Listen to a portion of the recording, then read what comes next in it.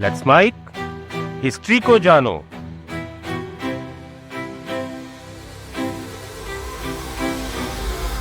वो फांसी जिसे इतिहास में भारत की पहली न्यायिक हत्या के रूप में याद किया जाता है।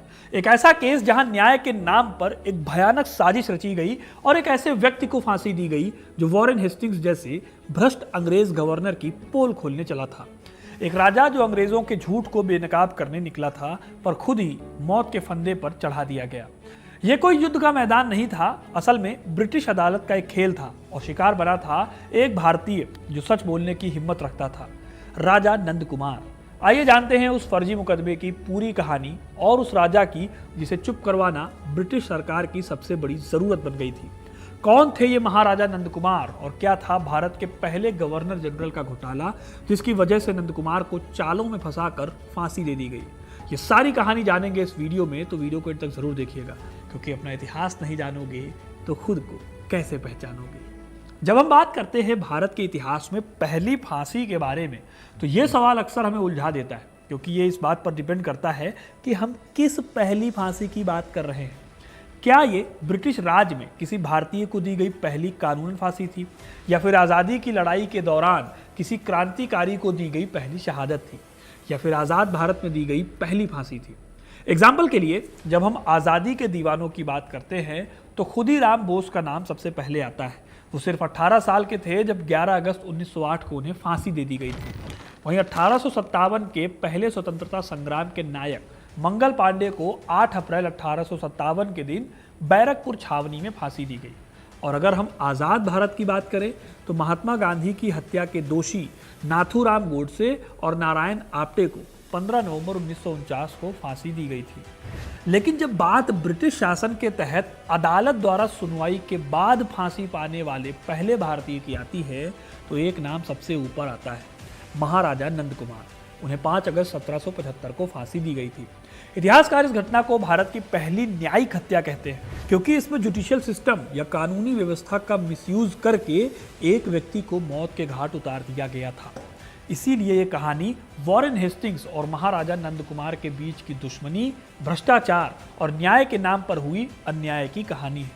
बात है 18वीं सदी के बीच की। भारत में ब्रिटिश ईस्ट इंडिया कंपनी धीरे धीरे अपनी जड़ें जमा रही थी। साल 1757 का प्लासी का युद्ध अंग्रेजों के लिए एक बड़ा मोड़ साबित हुआ। इस युद्ध में रॉबर्ट क्लाइव के नेतृत्व में ब्रिटिश सेना ने बंगाल के नवाब सिराजुद्दौला को हरा दिया। ये जीत मीर जाफर की गद्दारी के कारण संभव हुई, जो सिराजुद्दौला का सेनापति था। मीर जाफर ने क्लाइव के साथ मिलकर नवाब को हटाने की गहरी साजिश रची। इसी गद्दारी के बदले अंग्रेजों ने मीर जाफर को बंगाल का अगला नवाब बनाया। अब मीर जाफर उतना काम का आदमी था नहीं, तो अंग्रेजों के जब वो काम नहीं आया तो उसे हटाकर मीर कासिम को नवाब बनाया गया। लेकिन मीर कासिम ने अंग्रेजों को चैलेंज करने की कोशिश की, जिसके चलते बक्सर का युद्ध हुआ। बक्सर का युद्ध हारने के बाद 1765 में मीर कासिम और मीर जाफर दोनों की मृत्यु हो गई। जाफर के मरने के बाद उसकी पत्नी मुन्नी बेगम ने सत्ता पर कंट्रोल करने की कोशिश की। मुन्नी बेगम ने रॉबर्ट क्लाइव से सपोर्ट पाने के लिए उन्हें 5 लाख रुपए की रकम दी। आज की डेट में सोच कर देखिए, यह रकम अरबों में होती। खैर, मुन्नी बेगम चाहती थी कि उनके बेटों को गद्दी मिल जाए। असल में ये वो दौर था जब इस तरह की रिश्वत आम थी। कंपनी में बड़े पैमाने पर करप्शन होता था, लेकिन इतनी बड़ी रिश्वत पहली बार मिल रही थी। इसी माहौल में वॉरेन हेस्टिंग्स की भी एंट्री ईस्ट इंडिया कंपनी में होती है। उन्होंने ईस्ट इंडिया कंपनी में एक क्लर्क के रूप में अपना करियर शुरू किया और साल 1750 में वो पहली बार पहुंचे कोलकाता। अपनी काबिलियत के दम पर उन्हें जल्द ही तरक्की मिली और 1772 में वो बंगाल के गवर्नर बने। फिर साल 1774 में उन्हें बंगाल का पहला गवर्नर जनरल बनाया गया। हेस्टिंग्स का कार्यकाल दरअसल ब्रिटिश शासन के सेंट्रलाइजेशन का प्रतीक था। यहाँ सत्ता धीरे धीरे एक ही शख्स के हाथों में सिमट रही थी। इस सेंट्रलाइजेशन के साथ कंपनियों के अधिकारियों और उनके लिए जो निजी व्यापार और उपहार स्वीकार करने की चीज़ें थी, उस पर रोक लगा दी गई। लेकिन इसके बावजूद करप्शन का ये गोल्डन पीरियड शुरू हो गया था। कंपनी में बड़े स्तर पर भ्रष्टाचार था और इसकी आंच वॉरेन हेस्टिंग्स तक जाती थी। लेकिन एक आदमी था जिसने वॉरेन हेस्टिंग्स पर नज़र रखी हुई थी। इनका नाम था महाराजा नंद कुमार। महाराजा नंद कुमार एक हिंदू ब्राह्मण जमींदार थे। उनकी अच्छी खासी रसूख थी। साल 1764 में तत्कालीन मुगल सम्राट शाह आलम द्वितीय ने उन्हें महाराजा की उपाधि से सम्मानित किया था। नंद कुमार ने बंगाल के नवाब के लिए रेवेन्यू कलेक्टर जैसे इंपॉर्टेंट काम किए थे और कई दूसरे पदों पर भी रहे थे जो रेवेन्यू डिपार्टमेंट से ही जुड़े हुए थे। यही वजह है कि उन्हें ब्रिटिश प्रशासन और उसकी कार्यप्रणाली की बहुत गहरी समझ थी। नंद कुमार की सामाजिक तौर पर भी पहुंच और रसूख अच्छी खासी थी। उन्हें एक उदार और इंटेलेक्चुअल शख्स के तौर पर देखा जाता था। कहा जाता है कि एक बार उन्होंने 1 लाख लोगों को भोजन कराया, जो उनकी उदारता और सामाजिक प्रतिष्ठा को दर्शाता है।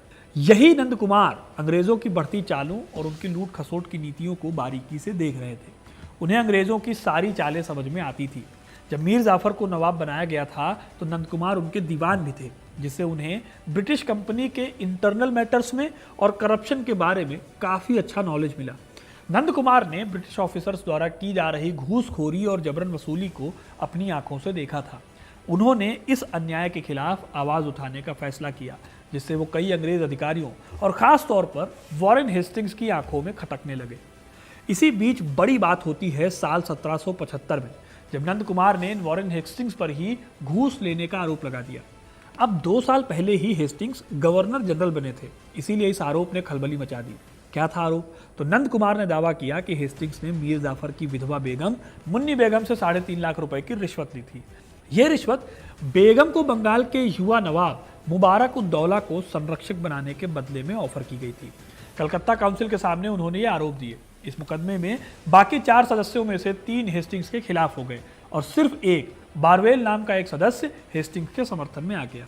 कंपनी के कुछ सीनियर ऑफिसर्स की सलाह पर नंद कुमार ने यह आरोप कलकत्ता काउंसिल के सामने पेश किए। काउंसिल ने हेस्टिंग्स को दोषी पाया, लेकिन उन्हें कोई दंड नहीं दिया गया। हालांकि 3,54,105 रुपए का जुर्माना जरूर लगाया गया। हेस्टिंग्स के लिए बहुत बड़ा अपमान था, जो कि एक काले और असभ्य व्यक्ति से उन्हें मिला था। अंग्रेज इसी तरह से सोचते थे भारतीयों के बारे में, उस टाइम उनकी सोच थी। हेस्टिंग्स ने इस आरोप को एक व्यक्तिगत अपमान के रूप में लिया और नंद कुमार को मानवता का सबसे नीच व्यक्ति कहा। उन्होंने इस अपमान का बदला लेने की सोची और इसी बदले से शुरू होती है वो साजिश जो ले जाती है भारत की पहली न्यायिक हत्या के मामले तक। दरअसल 1773 के रेगुलेटिंग एक्ट के तहत जो जुडिशियल सिस्टम बनाया गया, उसका इस्तेमाल करके हेस्टिंग्स ने नंद कुमार को फंसाने की साजिश रची। इसी एक्ट के तहत 1774 में कलकत्ता के फोर्ट विलियम में एक सुप्रीम कोर्ट ऑफ जुडिकेचर बनाया गया, यानी कि एक अदालत जिसका मकसद था इंडियंस के लिए निष्पक्ष तरीके से न्याय की स्थापना करना। इस कोर्ट के पहले चीफ ऑफ जस्टिस थे सर एलिजा एमपी। हेस्टिंग्स को बदला लेने के लिए मौका मिल गया था, क्योंकि एलिजा एमपी जज होने के साथ साथ हेस्टिंग्स के बचपन के दोस्त भी थे। अब एमपी कितने अच्छे जज थे, इसका अंदाजा आप ऐसे लगा सकते हैं कि लॉर्ड मैकॉले जैसे इतिहासकारों ने भी एमपी को रिश्वतखोर और बददिमाग जज बताया था। जाहिर है कि एमपी का इस्तेमाल करके हेस्टिंग्स बदला ले सकते थे। फिर यही किया गया। 19 अप्रैल 1775 को कमलुद्दीन ने नंद कुमार और फौके पर आरोप लगाया कि उन्होंने उसे और हेस्टिंग्स और बैरवेल के खिलाफ याचिका पर हस्ताक्षर करने के लिए मजबूर किया था। इस मामले को सुप्रीम कोर्ट भी भेजा गया। इसके बाद नंद कुमार के खिलाफ एक और आरोप दायर किया गया। मोहन प्रसाद नाम के एक वकील, उन्होंने आरोप लगाया कि नंद कुमार ने एक फर्जी डॉक्यूमेंट तैयार किया था। ये डॉक्यूमेंट बाल्की दास, जिनकी उस समय मृत्यु हो गई थी, उनके हाथों साइन किया गया था और इसे नंद कुमार का कर्ज मानने के लिए पेश किया गया था। 6 मई 1775 को नंद कुमार को धोखाधड़ी के आरोप में गिरफ्तार किया गया। आरोप था कि नंद कुमार ने इस बॉन्ड के लिए जाली डॉक्यूमेंट दिए थे। अब इंटरेस्टिंग बात यह है कि सुप्रीम कोर्ट में यह मामला पहले भी आया था और यह मामला रिजेक्ट भी हो चुका था। उस समय तक ऐसा कोई सबूत नहीं था। फिर इसी मामले में एक और बहस चल रही थी उस समय कि क्या जो धोखाधड़ी के मामले हैं उनमें फांसी की सजा दी जा सकती है। उस समय की हिंदू और मुस्लिम कानूनों के तहत जालसाजी के लिए फांसी या मृत्युदंड का कोई प्रावधान नहीं था। कई इतिहासकार और कानून के जानकार मानते हैं कि जिस अपराध के लिए नंद कुमार को सजा मिली, असल में भारतीय कानून के हिसाब से वो फांसी लायक अपराध भी नहीं था। लेकिन हेस्टिंग्स के सर पर बदला उतारू था, इसके लिए वो किसी भी हद तक जा सकते थे। महाराजा नंद कुमार पर यह मुकदमा कलकत्ता सुप्रीम कोर्ट में 8 दिनों तक चला। हेस्टिंग्स के अंदर नंद कुमार को सबक सिखाने की तड़प इतनी ज्यादा मची हुई थी कि इस मुकदमे को दिन रात लगातार चलाया गया, कोई ब्रेक नहीं दिया गया। इस दौरान वॉरेन हेस्टिंग्स और काउंसिल के बीच कई बार झगड़े भी हुए। जल्दी ही नंद कुमार हेस्टिंग्स के बिछाए जाल में फंस गए। नंद कुमार ने खूब कोशिश की, लेकिन वो कामयाब नहीं हो पाए। राजा नंद कुमार के वकील ने मुकदमे की शुरुआत में ही सुप्रीम कोर्ट के सामने मामले से जुड़ी एक याचिका भी दी, लेकिन उसे तुरंत खारिज कर दिया गया। उनके वकील ने ब्रिटिश सम्राट की परिषद यानी किंग इन काउंसिल में अपील दायर की, लेकिन कलकत्ता सुप्रीम कोर्ट ने इस अपील को खारिज कर दिया और इसे इंग्लैंड में पहुंचने ही नहीं दिया। इस तरह ये तो तय था दोस्तों कि नंद कुमार को फंसाने के लिए हेस्टिंग्स पूरी तरह से तैयार थे। 8 दिनों तक चले इस केस का जिस सुनाया गया 16 जून 1775 के दिन। इस दिन जस्टिस इम्पी ने मामले की समरी रखी, जिसमें जजेस और ज्यूरी ने नंद कुमार को दोषी पाया। इन्होंने अंग्रेजों के 1729 के अधिनियम के तहत उन्हें मौत की सजा सुनाई। इसके तहत जालसाजी एक ऐसा अपराध था जिसकी सजा मौत भी हो सकती थी, लेकिन यह फैसला नंद कुमार पर लागू करना असल में कानून का भद्दा मजाक था, क्योंकि भारतीय कानून में जालसाजी की सजा में फांसी की सजा का जिक्र नहीं था और नंद कुमार को सजा अंग्रेजी कानून के तहत सुनाई गई थी जो लंदन में चलता था। इस बात का आरोप सीधे सीधे हेस्टिंग्स पर आया कि उन्होंने कानून को तोड़ मरोड़ कर अपना बदला लेने के लिए ये सारा काम किया है। 5 अगस्त 1775 की सुबह महाराजा नंद कुमार को कोलकाता के फोर्ट विलियम के पास कुली मार्केट में सुबह 8 बजे फांसी पर लटका दिया गया। जिस कुएं पर नंद कुमार को फांसी दी गई थी वो आज भी कोलकाता में मौजूद है, जो इस घटना की याद दिलाता है। महाराजा नंद कुमार के केस को भारतीय इतिहास में भारत की पहली न्यायिक हत्या या ब्लैक केस के रूप में जाना जाता है। यह मामला ब्रिटिश भारतीय प्रशासन के न्याय की मनमानी और उनकी दोषपूर्ण प्रकृति को दिखाता है। इतिहासकारों का मानना है कि यह सत्ता और पद के घमंड का रिजल्ट था, जिसकी वजह से एक निर्दोष व्यक्ति को मृत्युदंड दिया गया। लॉर्ड मैकॉले, जो कि ब्रिटिश इतिहास के एक अच्छे खासे रसूखदार व्यक्ति थे, उन्होंने इम्पी को रिश्वतखोर और बददिमाग जज बताया था। एडमंड बर्क जैसे दूसरे ब्रिटिश राजनेताओं ने भी वॉरेन हेस्टिंग्स को आड़े हाथों लिया था इस केस में। हालांकि जेएफ स्टीफन जैसे लोग जो वॉरेन हेस्टिंग्स के समर्थक थे, उनका कहना था कि नंद कुमार के खिलाफ धोखाधड़ी का मामला एक संयोग था। वो मानते थे कि वॉरेन हेस्टिंग्स का इस सजा में कोई हाथ नहीं था, लेकिन वो ये भी कहते हैं कि ये मानना मुश्किल है कि नंद कुमार को गलत तरीके से सजा नहीं दी गई। चीफ जस्टिस एमपी, जो हेस्टिंग्स के करीबी दोस्त थे, उन्होंने इस फैसले में अहम भूमिका निभाई थी। हालांकि हेस्टिंग्स पर सवाल जरूर उठाए गए इस पूरे के पूरे मामले पर, क्योंकि चीफ जस्टिस ही उनके दोस्त थे, इसलिए इस फैसले पर सवाल उठा कि क्या सुप्रीम कोर्ट को इस मामले की सुनवाई का अधिकार था। क्या 1729 का अंग्रेजी अधिनियम, जिसके हिसाब से जालसाजी एक मृत्यु दंड योग्य अपराध था, वो भारत पर उस समय लागू था। अभी कुछ सवाल थे जिनकी वजह से माना गया कि जालसाजी का मुकदमा चलाकर नंद कुमार को फांसी की सजा दिलाई गई थी। और दोस्तों, हेस्टिंग्स के ऊपर ये अकेले आरोप नहीं लगे थे। बनारस के राजा चैत सिंह को भी उन्होंने ऐसे ही बनारस के राजा के पद से बर्खास्त किया था। 1775 में अवध के नवाब शुजाउद्दौला की मृत्यु हुई और उनकी मृत्यु के बाद आसफुद्दौला ने सत्ता संभाली, तो अंग्रेजों ने आसफुद्दौला से बनारस को हासिल कर लिया और यहाँ के राजा चैत सिंह अब अंग्रेजों के अधीन हो गए थे। 1775 का एक एग्रीमेंट था जिसके हिसाब से कभी भी कंपनी का टैक्स बढ़ना नहीं था। ये टैक्स करीब 22 लाख रुपए था, लेकिन हेस्टिंग्स ने मनमानी करके 1778 में एक्स्ट्रा 5 लाख रुपए मांगे। फिर यही काम 1779 और 1780 में भी किया गया।